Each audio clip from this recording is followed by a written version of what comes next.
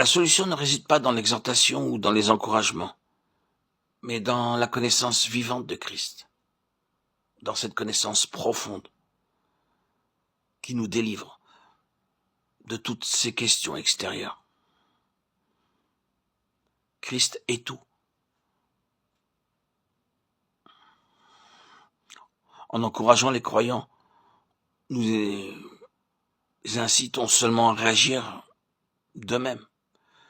Mais lorsque Dieu leur ouvre les yeux, ils connaîtront Christ.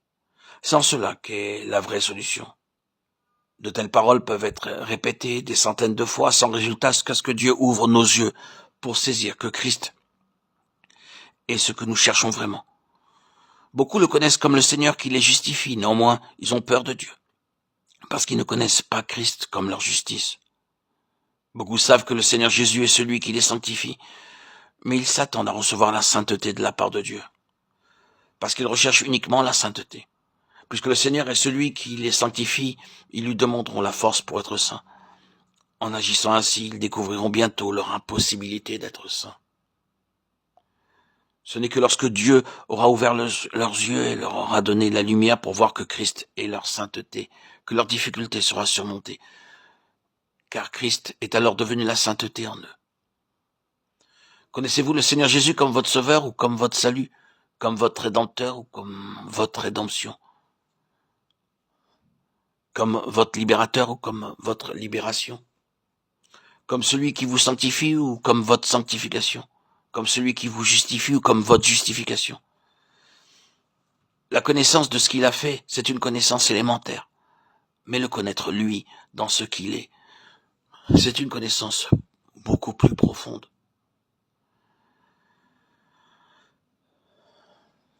Il y a aujourd'hui beaucoup trop de choses dans la vie des enfants de Dieu. Tout va bien si un jour nous le connaissons dans ce qu'il est. Alors toutes choses seront révélées comme étant une personne. Le dessein éternel de Dieu sera ainsi réalisé. Aussi longtemps que notre sanctification, notre rédemption, notre régénération, la puissance, la grâce et les dons demeurent des objets, nous tenons toujours à la périphérie du christianisme.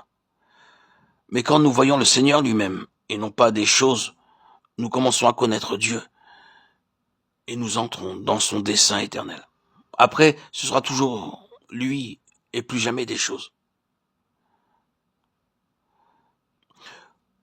Les choses que beaucoup possèdent sont mortes. Dès qu'ils réaliseront cela, leurs choses seront personnifiées en Christ. Car ma régénération n'est pas une chose, elle est une personne. Le Christ que j'ai est une personne, et non pas une chose. Tout ce que j'ai se résume en une personne, et le devient parce que le Seigneur est tout. Un jour, il m'a conduit à le connaître. Maintenant, il veut me conduire plus loin afin que je le connaisse comme celui qui sera tout pour moi. C'est ainsi que je serai affranchi de l'emprise de ma vie propre et de toutes ces choses qui constituent le monde spirituel dans lequel je vis. Après cela, je pourrais vraiment dire que le Seigneur est tout et en tous. Je pourrais témoigner que dans ma vie de chaque jour, il est tout. Si aujourd'hui je suis patient, ce n'est pas moi qui le suis, mais lui qui vit en moi. Si j'aime aujourd'hui, ce n'est pas parce que j'essaie de faire de mon mieux pour aimer, car la force d'aimer n'est pas en moi, mais c'est parce qu'il y a quelqu'un qui aime en moi. Si aujourd'hui je pardonne, ce n'est pas à cause de ma générosité, de mes efforts ou de mes capacités, mais en raison de celui qui vit en moi et qui pardonne toujours. Il est vraiment mon pardon. Si je suis humble aujourd'hui, ce n'est pas parce que je me rappelle que je suis orgueilleux et que je me dois d'être humble, par pur devoir. Mon humilité ne se manifeste pas parce que je supprime mon orgueil ou à cause de ma résolution d'être humble. Non. Je suis toujours dans les choses extérieures si je fonctionne ainsi. C'est la personne de Christ qui est humble en moi. C'est ce qui s'appelle la loi de la vie. Qu'est-ce que la loi de la vie?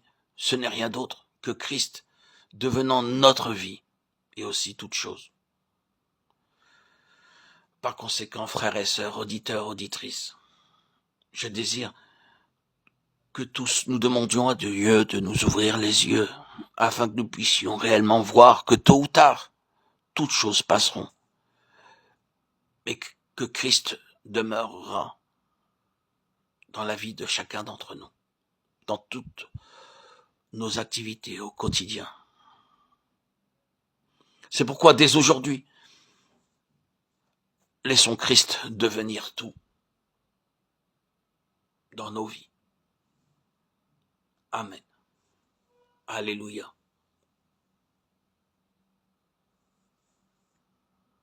Gloire à Dieu au plus haut des cieux, et paix sur la terre aux hommes qu'il aime. Alléluia.